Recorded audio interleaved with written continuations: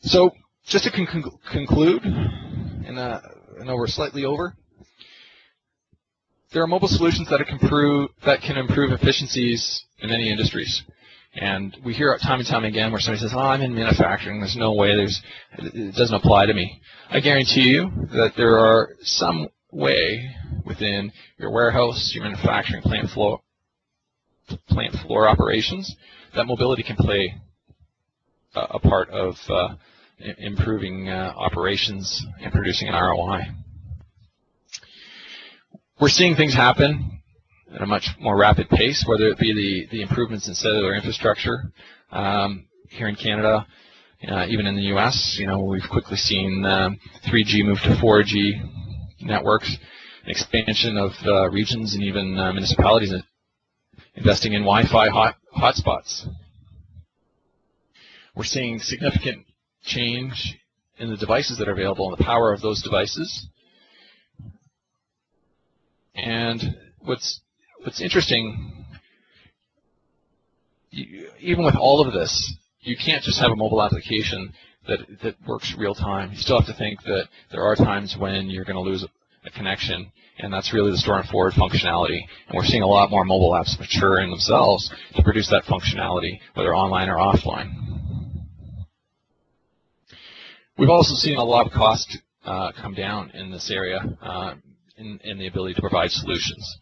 And again, the competitive landscape is heated up, and that has driven some of the costs down, whether it be carrier costs, whether it be the devices, even network management. So we'd encourage you, when you're thinking about mobility, think inside and outside the box. Whether you have a building or a couple of buildings or a confined area where you have workers actively moving around performing functions, how can you improve their access to information or tracking of information activities? Obviously, there's the mobile workers themselves, but don't forget mobile assets that you might have out there. The transportation industry were leaders in this years ago with just trying to track their trucks, and there were different strategies put in place where some of them would simply just throw a cell phone into a load in a trailer, especially with high-value goods where they were getting stolen from truck stops. They figured it was cheaper to throw a cell phone in there and at least be able to track it that way. Now the technology has improved and we have GPS, but start to think how you might have assets that you want to track, equipment in the field, and how that might play into your mobile strategy.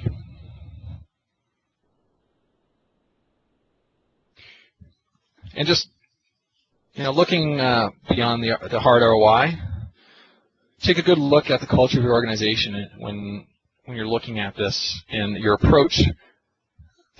That'll play into the approach you want to take. And you can either, with the experience I've seen, you can take two approaches. If you approach it gently and you look at to your employees as you're trying to help them be more productive, help them balance their work life, that will be a much more successful approach. And it obviously takes more effort than to just make it feel like you're trying to monitor them and play Big Brother. You can get the results you want. It's the approach that will drive more success. Take a good look at and evaluate the state of your existing business applications and your business processes, either from the perspective of being able to support a mobile strategy up front from a technology perspective, or in what needs to adapt or change to support what you're deploying to make it more effective and efficient. And again, lots of organizations have went down a path of we've got to do mobile, but they really haven't figured out where it was going to add the value up front, and they made a significant investment without a lot of planning, and they didn't see that. We often recommend and work with our clients on a pilot so that we can prove the benefits, refine the solution, and deploy it effectively. This also limits your risks in terms of turning employees off. If you pilot a solution, work out the bugs, you've contained it to a couple of people. If you throw a solution out in the field that has issues, you've now got a negative attitude to overcome across your entire workforce. As I mentioned, update your company policies, things like acceptable use. Things you can access mobile on a smartphone or a tablet need to be taken into consideration. How are you going to deal with lost, stolen, damaged devices? Are you going to hold the employee responsible partially? And make sure you update your privacy and security policies.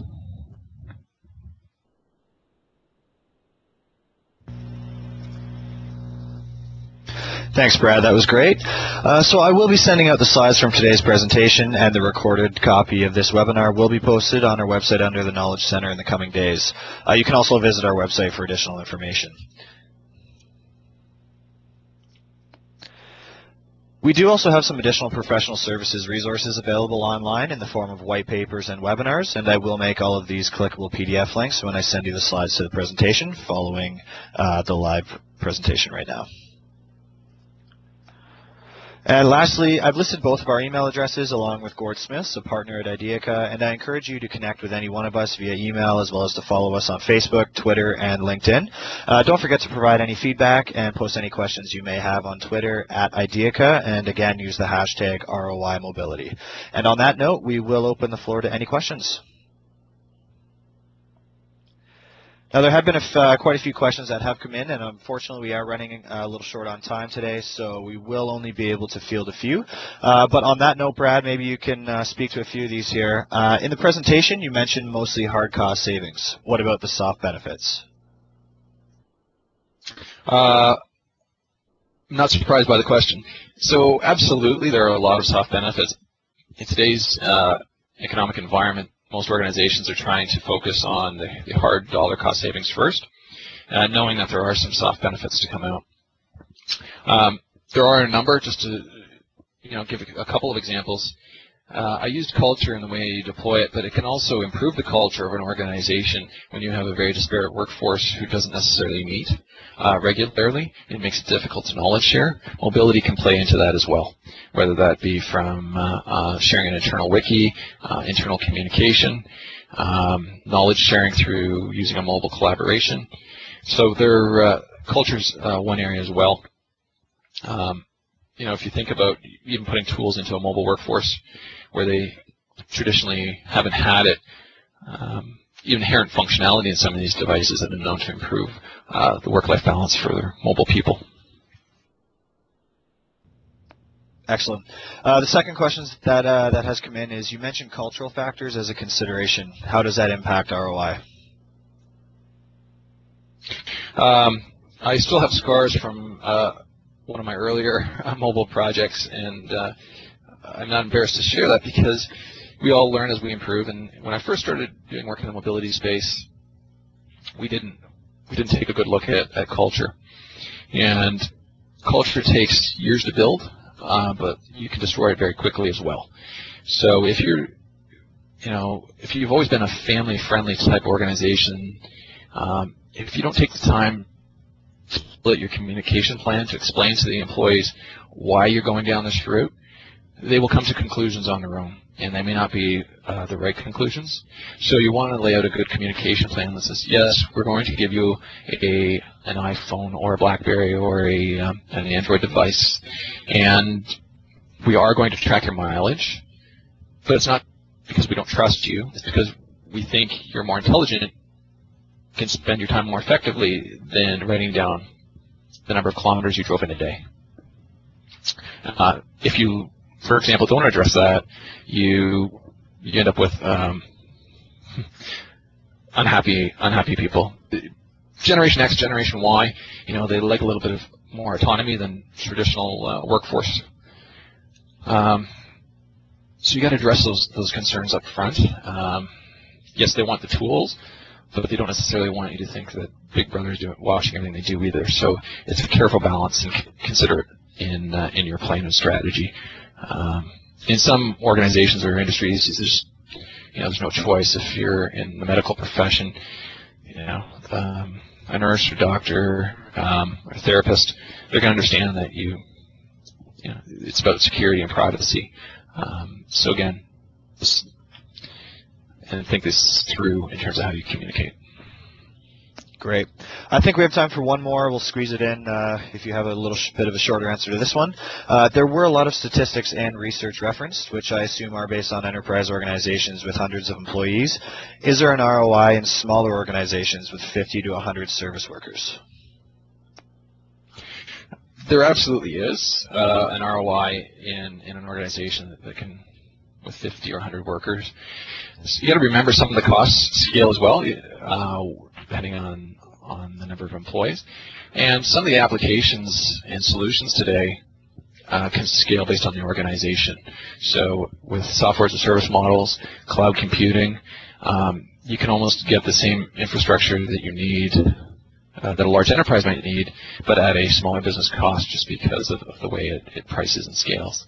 As well, it may not be as sophisticated a solution as a billion-dollar organization, but you need to start somewhere, and there's ROIs just in simple areas. And I'd say, make the list of things that are pain points, and then start to figure out how a mobile solution might help those, and start small.